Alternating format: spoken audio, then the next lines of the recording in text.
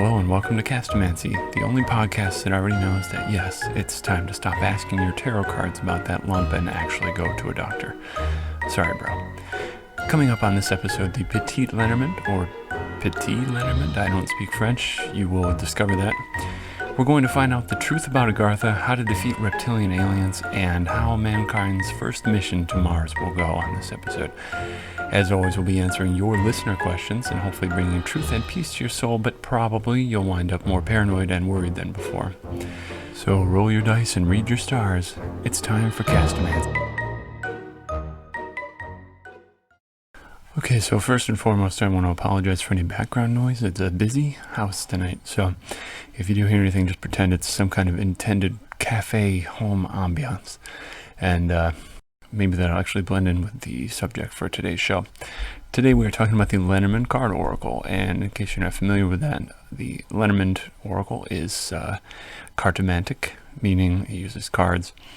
Cartomancy means anything that uses cards that you would use to tell the future.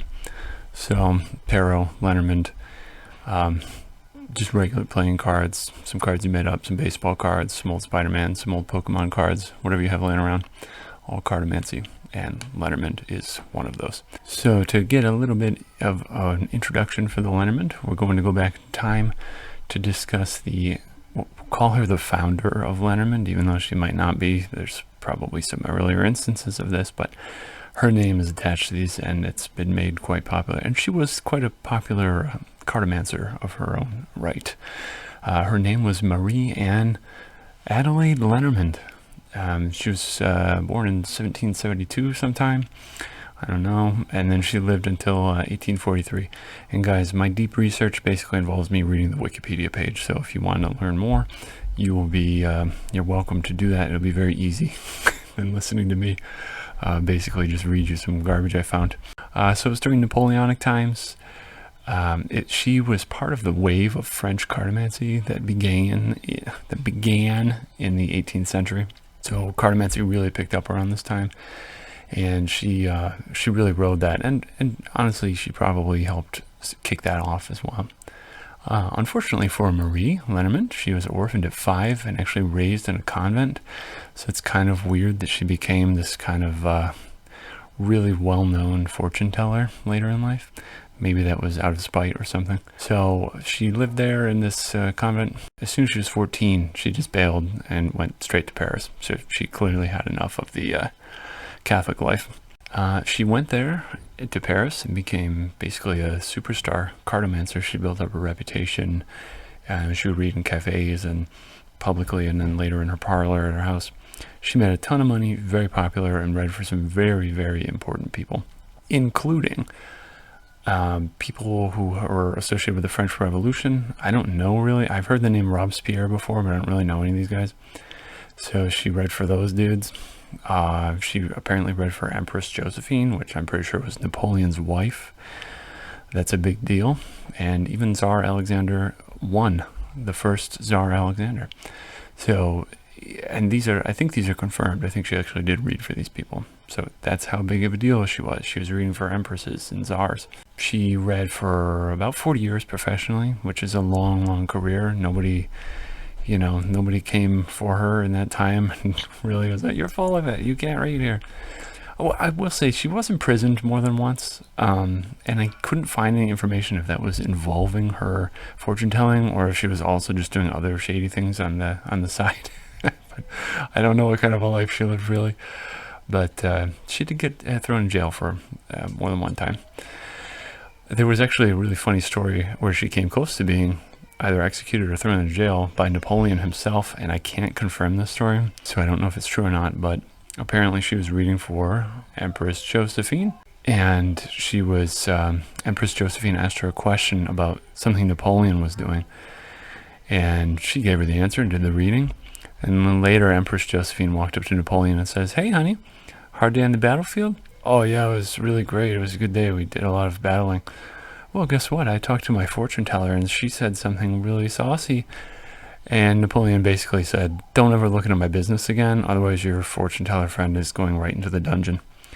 So I don't think I don't think Marie Lenormand actually read for Empress Josephine after that.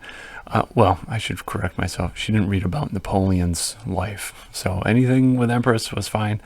Nothing about Napoleon. I don't know if that's true or not, but it's a cool story. So she also wrote about 16 books, most of them about divination. And, she lived a big crazy life. She was a big superstar cartomancer, diviner. And then she turned 71 and died. So that was the end of her life. She actually left behind a lot of stuff. She left behind a big bank account and all of her cool wizard stuff and all of her cards. And she left it to her nephew because there really wasn't anyone else who wanted it, I guess. So he was very Catholic, though. He was exceedingly Catholic, so he burnt all of her stuff, except the money. He kept all the money because that wasn't evil. It wasn't made through evil means, I guess. That was okay. Keep the money, burn the stuff. Very devout man, and that was about it. That's her life in a nutshell. So she was really popular because she used a certain kind of fortune telling in a very specific way that we'll get into.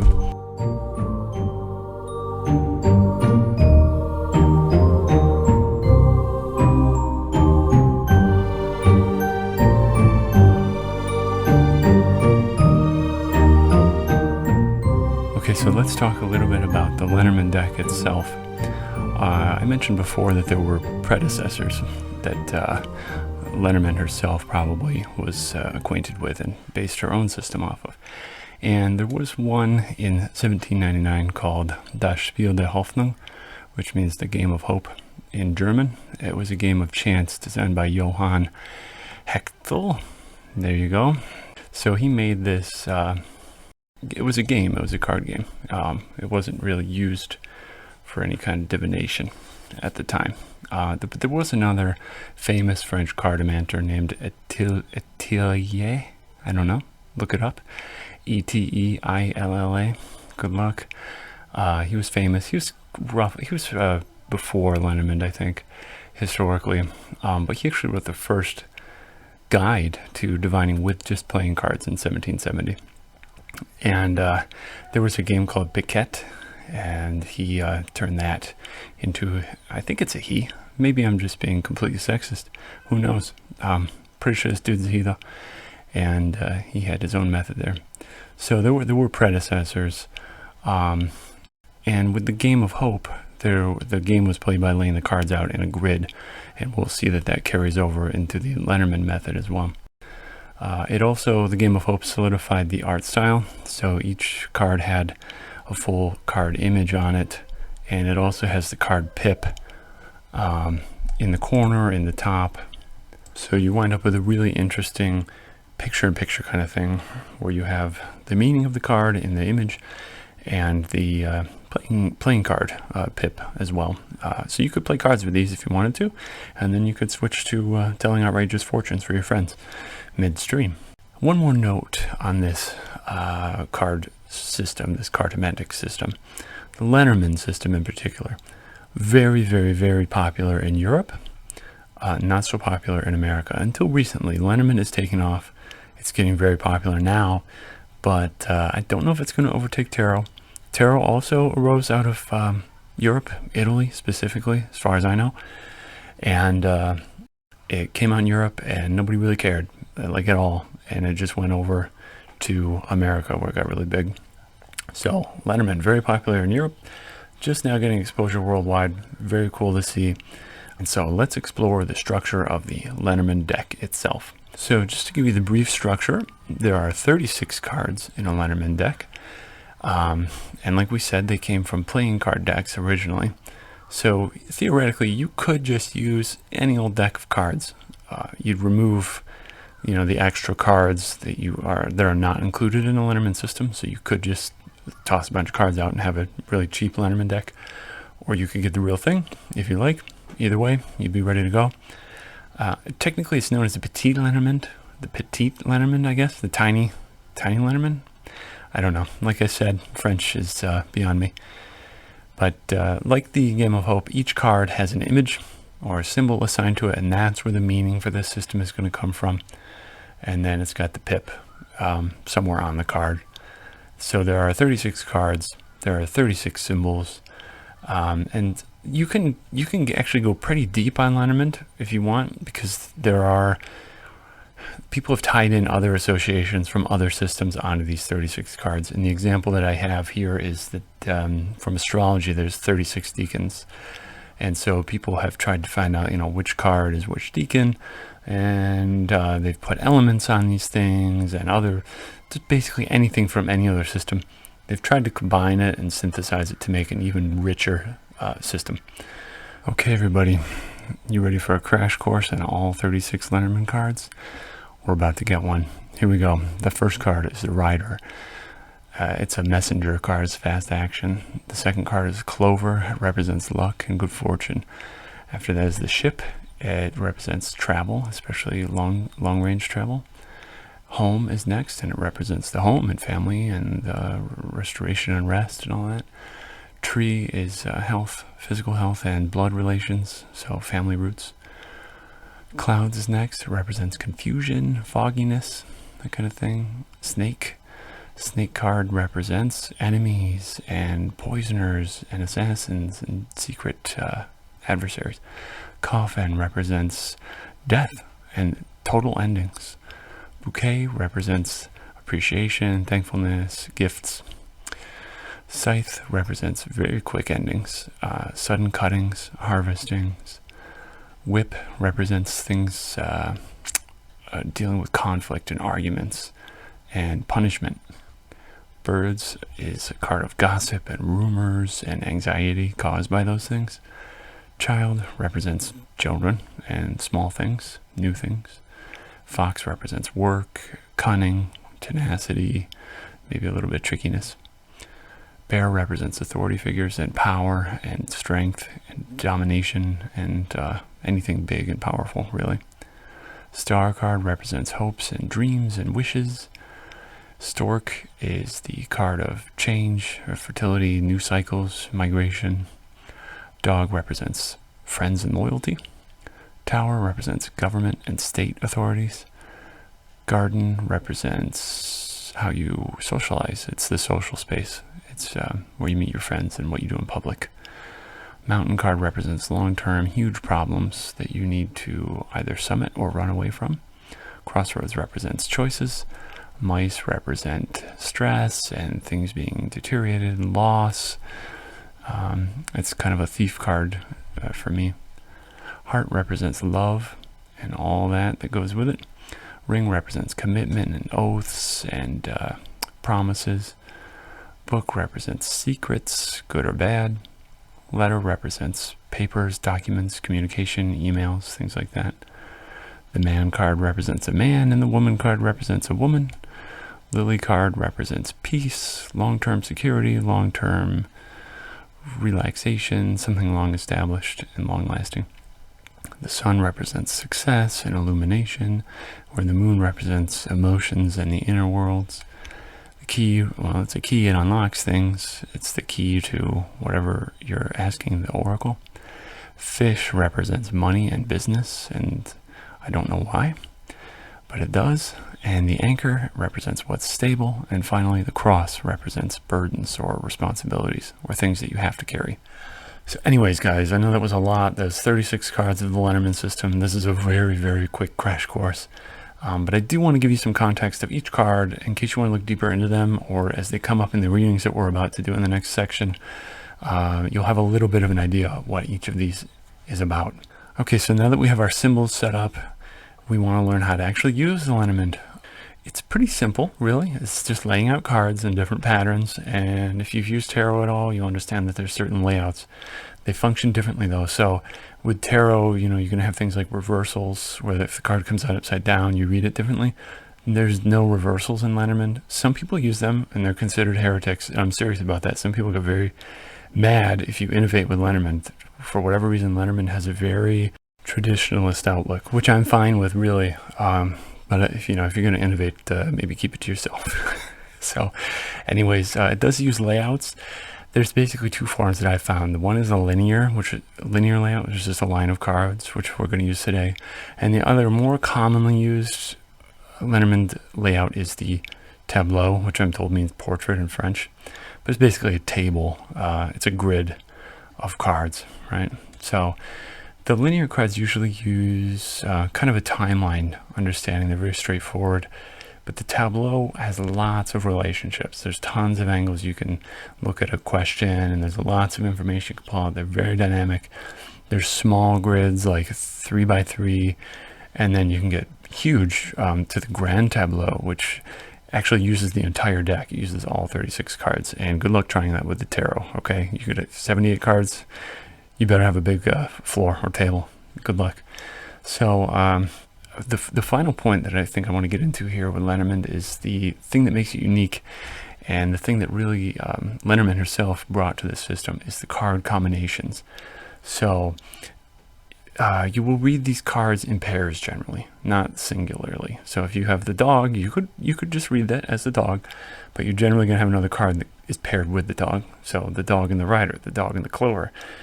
You're going to put these together and they combine to make a new meaning. So you get a ton of combinations this way. With 36 cards, I think with just 2 cards together, you have 630 combinations. And with the 3 card readings, there's 7,140 combos. And I'm not good with numbers or math, so I have no idea if that's true or not, but there's a lot.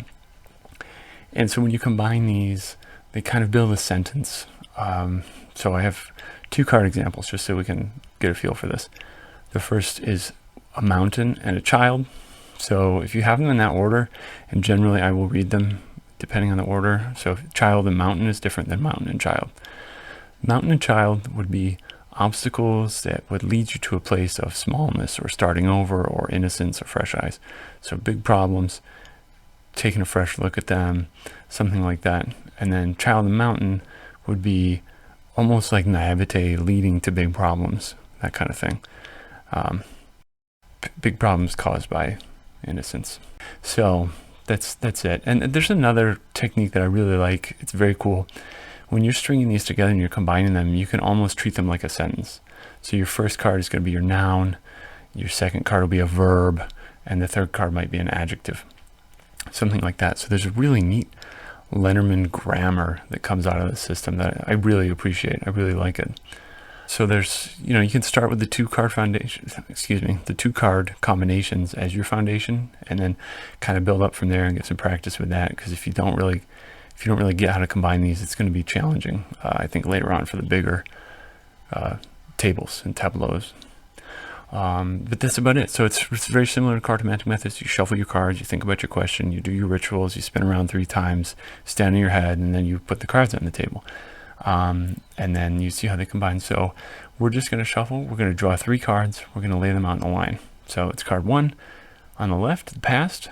Card 2 in the middle is the present. And then card 3 on the right will be the future.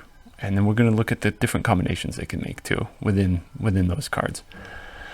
So guys, that's plenty. I think we're ready to get started. So we're going to move into the question segment.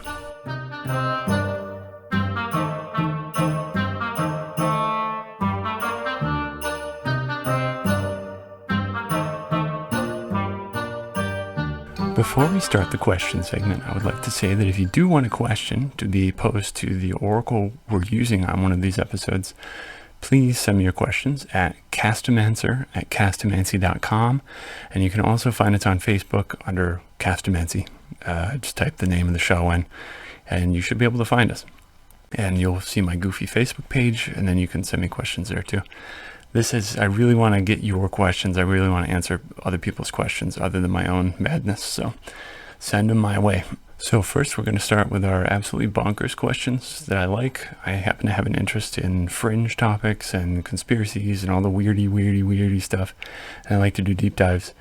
And so I think it's fun to use these methods. Basically, I just get really tired of people saying, "Oh, tell me about my sweetheart or my job." It's like, those are important, but it's like a vacation for me. I like to use these oracles for the really weird stuff. And so that's what we're going to get into. So the very first question, the inner earth, Agartha. If you're familiar with these stories, those names, Agartha, Shambhala, they should all ring a bell. The idea is that the earth is hollow and that there are entrances throughout the earth, but specifically at the South Pole. You can get into that deep dive if you want, maybe literally if you want. So we're going to find out, if you traveled to the South Pole seeking the entrance to the inner earth, how would that trip go? So in other words, would you find this place? Would you perish in the horrific wasteland of Antarctica? So it turns out you are actually probably going to get lost and die. Yeah, that's what the Lenormand had to tell us. So the reason we came to that conclusion is thus. We had the cards Clouds, Stars, and Rider come up, which to me says probably not. The clouds, if you remember from before, they mean confusion and uncertainty. The stars are rather hopeful and optimistic and kind of inspirational. And the rider is news and speed and passion and motion.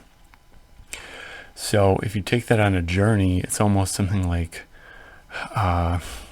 confusion leads you on a dreamy journey really fast, but do you get anywhere? It's almost like motion into a mystery. There's no clear answer, and there's nothing really discovered at the end of that timeline. If you take the rider as the last thing in the future, it's just a journey. There's no luck, there's no success, it's just motion, and there's nothing really coming back. So maybe you do find it and you just fall into the Middle Earth, or not Middle Earth, that's a completely different thing, but the center of the Earth, the hollow Earth, and you just stay there. But taken as a subject verb adjective, so we have the cloud, stars, rider. So the subject in this case would be the clouds. The subject is confusion.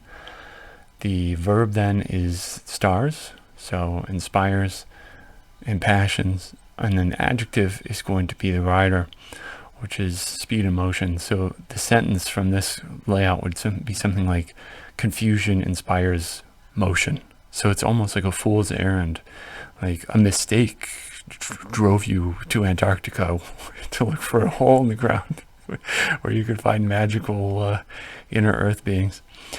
So it's not looking good. Okay, our next crazy question is, assuming reptilians are real, how can they be defeated? So again, if you're at all familiar with conspiracies or anything adjacent, you've probably heard the idea of reptilians. The real quick version is they're an alien race that are lizard people that can look like regular people, and they've infiltrated all levels of government, and we're screwed. So that's the quick story. Make of that what you will, but that's the idea. So if it's true, and I'm not saying it is, because I don't think it is, but if it is, how can we handle these dinosaur bastards? So I mean, really, the answer to me on this particular reading, which we're going to get into, was direct challenges. Just putting it out there, just saying, listen, I know you're a reptile, and I'm going to kick your ass. It's kind of what's going to come up. Well, let's get into it then. So the cards that came up here were Mountain, Home, and Whip. Okay, so the first card that came up was Mountain. It's obstacles, challenges, big difficulties, big things in your way. Home was in the center, and usually that's considered like the heart of the reading too. So home is things like peace, recharging, safety, tradition, privacy, conserving your energy, conserving things in general, and family. And so with that at the heart of it, it's really kind of interesting. I'll get into my thoughts in a minute, but Whip is the last card here. So the Whip is the card of conflict, battle, arguments, scolding, debates, and punishment. And it's usually, the Whip is not like an all-out war card. It's more personal, generally speaking. And so in terms of the past, present, and future, we've got in the past, big obstacle. Right now, we're at home. We're kind of recharging. We're kind of getting ourselves together, and we're focusing at the problem at home, right? And then later that's going to turn into the Whip, which is open conflict or open arguments. Okay, so we have a big problem. It's affecting us at home, and it's going to lead to a battle, which is really cool because that's what we're asking about. How can we defeat them? And then we've got these ideas of things in our way and fighting them. Okay, this is really neat. So subject, verb, adjective, let's break it down with Lenormand grammar. So we have obstacles, returning home, becoming familiarized with them, and then whipping the hell out of them. So aggressively. So obstacles are familiarized painfully. Okay, it's almost like a painful realization, right? I don't know. That's what the cards say, guys. I'm sorry to say, it looks like this reptilian thing might be real, and the only way to face it is to really go for it, flog these lizard overlords. How do we defeat them? Just go for it. Just call them out. If you ever see one, I guess just go and do what you got to do against the alien threat. I don't know. It wasn't really clear. It didn't really give good advice, I think, in this, at least my reading. If you were able to actually come up with a battle strategy against reptilians from this, please let me know, because I think I'm not a strategician. I can't even say the word, so it's not my domain. We're going to move on to the next crazy question, but these are a little more verifiable. The next crazy question is, how will mankind's first publicly disclosed trip to Mars go? And I wanted to say publicly disclosed because that's very important, because there may be some secret ones we don't know about. And the good news is actually great, fantastic, really. The Lenormand really thought this was going to go well. So we had the heart, the key, and Lily at the end. The heart is, of course, love and romance and softness and charity and all these nice mushy gushy things that I really don't like. The key in the center is something that unlocks things. A new door has been opened, liberation, achievement, all these kinds of positive things. And then the final card was Lily, which is peace, calm, a really kind of long established something. So it's really cool because it's almost like the past, present, and future, the heart, the key, the lily. It's almost like the love of the idea, the passion for the goal of getting to Mars. Finally, it's unlocked, and we make it. And it's a big, long-lasting thing, and it brings some kind of peace to humans, to the planet, Mars, Earth. I don't know, but it's a really nice image, and it seems like it's quite successful in long term once we get it, if we get it. So subject, verb, and adjective, we could say love unlocks something long-lasting with this, and it's really neat. It's very positive. It's very poetic in this one. I kind of like it. We have, not just one world to fight over, but countless worlds to kill each other over. So that's really something positive, I think. So really, very positive outlook. Once we get to Mars and disclose it, we're in the clear. Okay, and then this one other question I want to do here before we do the other questions. Just want to clarify that. Is these questions are just geared towards something we can actually verify in between now and the next show, so we can kind of track which oracles are actually performing well. That's the idea. I'm not a scientist. I'm not gonna write any white papers about this, but here's the question. What will the weather be like in London, England on May 4th? May the 4th. And this is, we had an interesting result here. It's going to be very, very cloudy and probably a bit strange. That's my prediction. We'll see what it is. May 4th is coming up in a couple days. So here's my reasoning. We had the stork, the bear, and the clouds. So the stork, again, is moving and migration and elevation and change and cycles. The bear is a real big power. It's a big strength. It's the boss. It's kind of the head honcho thing. A lot of strength behind the bear card. And then clouds is confusion and stuff. But specifically, we're asking about weather. And Lenormand usually likes to be very literal. So if you get clouds and you're asking about weather, it's going to be cloudy. It's really probably going to be cloudy. Past, present, and future, I don't know if that really makes sense in this context, other than you're talking about the past weather leading up to the current weather. So if you want to do that, stork is a new cycle that has caused really strong systems of weather to grow in the now, and then that's going to cause clouds in the future. So subject, verb, adjective, again, that's kind of what we just did, but the change empowers clouds or fog or confusion. And then the combos, we have stork and bear, so that's really big changes, really big new cycles, which I wonder if this is maybe it's the official kickoff of summer weather, or a new strange cycle, because we have the clouds in here too. So then we have barren clouds, which is like domination through confusion, or confusion is dominating. And then stork and clouds, it's kind of a confusing cycle or strange change. So really, it's going to be interesting. It's going to be a big weather event, probably unusual, definitely cloudy, probably rain, and maybe a big storm. So we'll keep our eye out for May 4th, and I'm sure it'll be actually lovely weather, and we'll be completely off the mark, but we'll see.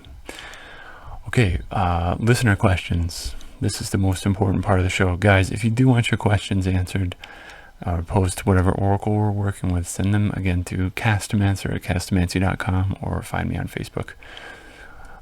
Okay, so we have a question in from Paul today. I'm not going to dox this guy because he's cool, so we're just going to leave it at Paul, which is a totally made up name, maybe.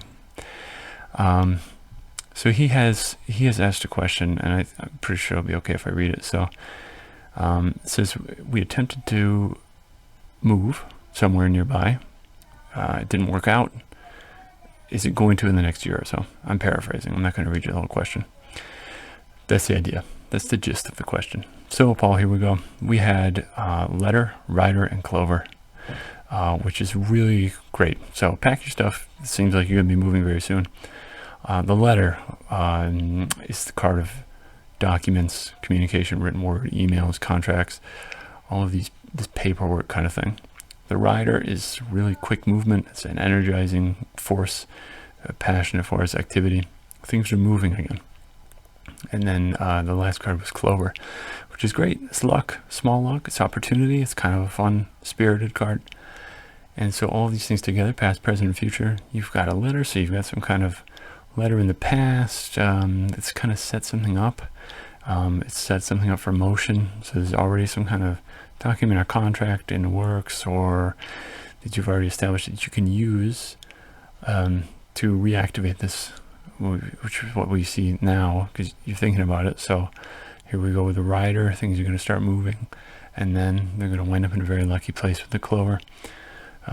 With the grammar of the Lenormand, we can say contracts or documents energizes luck or opportunity.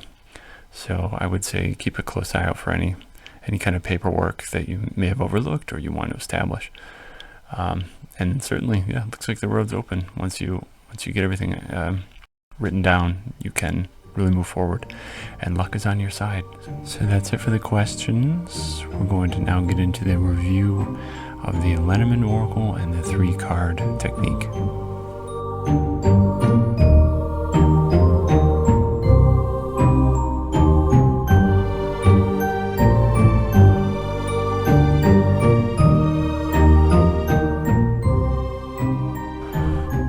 So this is the part of the show where we review the oracle we just used. We're going to break it down by categories, and the first category here is ease of use. So technically, mechanically, it's very simple. You just shuffle a deck of cards and lay them out. It's very easy. There's not much to it. There are plenty of free guides online that you can find. There's tons of free information about the cards. Excuse me, my voice is rather boyish at moments, but so there's plenty of free information. You can find it all free, or if you want to go crazy, buy a couple books. I'm not going to judge you. The next category is learning curve. This is where it gets a little tricky. So getting the meanings memorized of all the cards and the flow of the system is going to take practice. It's not going to be something you really click with, unless you're lucky. Maybe you will, but I think for most people, it's going to take a little memorizing, little play, a little practice before you really start. So it's easy to start Lenormand, I think, but it's going to be very difficult to master. Especially if you want to do the larger readings, like the Grand Tableau. You know, we just did little 3-card readings because they don't take up too much time. But the big readings are very complicated, very involved, and especially if you want to throw in extra systems on top of the Lenormand, like the astrological considerations, you're going to be going deep. So, but again, make sure you have a real good grip on the foundations before you go ahead into the more complex readings. Otherwise, you will probably get lost. But you know, do whatever makes you comfortable. I don't know. Maybe you're a Lenormand savant. So, next category is clarity of answers. The meanings of the cards are all very obvious. The symbols are what they are. Most of us will recognize them immediately, and they're going to be very intuitive. Like the sickle is the sudden ending, the cutting, the coffin, dead things, stop poking it, dogs, loyalty, things like that. So those are very easy. When you're combining them, there's a lot of people who put a lot of thought into it, and there's, I would say, generally established thoughts on the combinations. But of course, it's always this is where it's going to come down to your intuition a little more. So you're going to put your own sauce on the combinations. And so generally answers are going to be pretty clear for the reader, but it might not click all the time. And the reader's individuality is going to come into the scene. So not a bad thing. I think at the end of the day, your intuition is what's running these systems. And the systems are just a framework for your intuition to work off of. So not bad, but it's definitely not an oracle that just tells you the answer. You will have to do a little intuitive work. So that brings us to our next section, the intuitive application. Most of the meanings are set in stone. You're going to need your intuition. And especially when you're applying it to the specific question at hand, because some of the messages and the cards and the things, the symbols, the way they come together, if you're asking about something very specific, you might have to get a little abstract to find the meaning you're looking for. And I don't have an example for you right now because I'm a really bad planner. But I'm sure you can think of a situation where you ask a really detailed question and you get the bear in the coffin and you're like, what? How is it? Where are my keys? I don't understand this. So it could get tricky. The guidebooks are going to take you fairly far into this, I think, but ultimately you're going to have to stand on your own with Lenormand. Depth of the system. There's actually a lot of depth that can come out of just these 36 symbols and the 36 cards. The meanings are already solid, but you can always tease out more associations. And especially some of these symbols are they're timeless, I think, but it's interesting to consider modern developments and which ones would it be assigned to the traditional cards. For example, a computer. Which card will represent a computer? An airplane. Which card would you most think represents an airplane? Things like that. I don't know of any books that have really tackled this, so again, it's going to be kind of DIY. But the combinations of this system are what make the experience really rich. Just the staggering amount of combinations, and of course, the more cards in a reading, you're going to have way more combinations, and then you can, like I said before, you can build off the 2 cards and then go crazy from there. You can add in all the other systems. You can go nuts. You can go really, really, really, really endlessly deep with Lenormand, I think. If you wanted to dedicate your rest of your life to this one particular oracle, you could. You could always find more meaning or add more meaning or a new layout or whatever. It's very customizable and open to people's experimentation. As long as you keep it to yourself, don't you ever share your experimentation with the Lenormand community. You will be branded as a heretic and thrown into Lenormand hell. In some places. I'm telling you from experience. Portability. Very portable. It's a deck of 36 cards. It's not even a full poker deck. It's like half a poker deck. I can't do math. I told you. Don't rely on me. It's less than a poker deck. And it's very inconspicuous. It just looks like cards for the most part. Especially if you're using a real card deck, people are just going to think you're playing solitaire. When really, you're discovering when their next car crash is going to come up. Or something cheerful, if you're of that persuasion. Very lightweight, carried in your pocket. Great portability. Bring it anywhere. Finally, we have the overall aesthetic of the oracle. It's a very cool oracle. The symbols are very cool. There are so many decks. There are so many styles of Lenormand. Guys, it's all the same 36 symbols, but there are just endless. Go on Etsy, go on Kickstarter, look up new Lenormand decks. People are pumping them out. I've made a couple myself, and I'm going to link to them in the show notes. So if you want to check out my work, you can. If you want to pick one of them up, that's really cool too. So it's really cool. There's only 36 cards compared to Tarot, 78. That's a lot of work. 36, much more manageable. And I think that's partly why there's so many more. Plus the symbols are less arcane. They're more accessible and more down to earth. So it's really cool. It's got a nice fortune-telling vibe to it, I think. And that's probably why Lenormand herself had such a good run with this. It suits itself very well to, not parlor readings, but you can bring it anywhere and just really, put on a good show. I guess, if you want to look at it that way. So it's a very cool cartomatic method. What does it seem well suited for? I think it's really down to earth questions. Will I get the job? Does she love me? Does he love me? Whatever, where's my watch? Where can I find gold? These kinds of things. It's very down to earth. It's I heard somebody explain it basically where tarot is really highfalutin spiritual questions, seems to perform well with those, but tarot is like gutter fortune telling in a positive way. That's maybe an extreme word, but it's really down to earth. Daily reads real quick, real easy, throw 2 cards out, you got your day ahead, what you want to focus on. There's, generally speaking, I don't see a lot of people throwing a bunch of crystals around their Lenormand deck or invoking their holy guardian angel to figure out the meaning of the dog card. There's very little pomp and circumstance. It's real down and dirty divination. It's really fascinating. And so, like I said before, if you're looking to be a fortune teller, I think Lenormand is really, really good for that. Excellent oracle, very cool. Get yourself a copy, start practicing. And in the next section, we're going to kind of stop talking about the Lenormand for a little bit and get back into the questions we asked our last oracle on the last show. We'll see you there. Okay, welcome back. We're going over the questions we posed to Napoleon's Oraculum on the last episode. We're going to start off with the first question. Will I discover the truth about Bigfoot? That's what we asked it. Napoleon's oracle said yes, and shortly, but I don't think this has happened yet. I think. Maybe I discovered it and I didn't realize it. So I'm going to count this one as a miss. The next question we posed to Napoleon's Oraculum was, will this podcast be wildly successful? Napoleon's oracle said yes. It's a very generous oracle. It's a very kind oracle. But I'm going to say, some people have listened to the show already, which is astounding, and I kind of feel a little bit bad for them. I'm going to count that as a success. The next question we posed was, if you bought Tesla stock, are you a millionaire? Are you going to make a big profit? And I did look at this. So Napoleon's oracle said no. And from the time we asked that question to the time I was preparing the show, there was a small 5% gain from that day and then a 20% drop. So Napoleon said no, the stock didn't go down, you didn't make money, you lost money.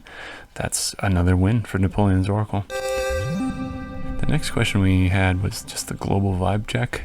Napoleon's oracle said we're going to be pretty lucky. Everybody's going to be pretty lucky. And personally, I think that was kind of a mixed bag. So let me know how your week went, or if you think Napoleon's oracle is basically full of shit. So pretty good results. Definitely use this for your investments. You'll be a millionaire, I'm sure. And so far, I think we're at 100% accuracy in the financial field for this one.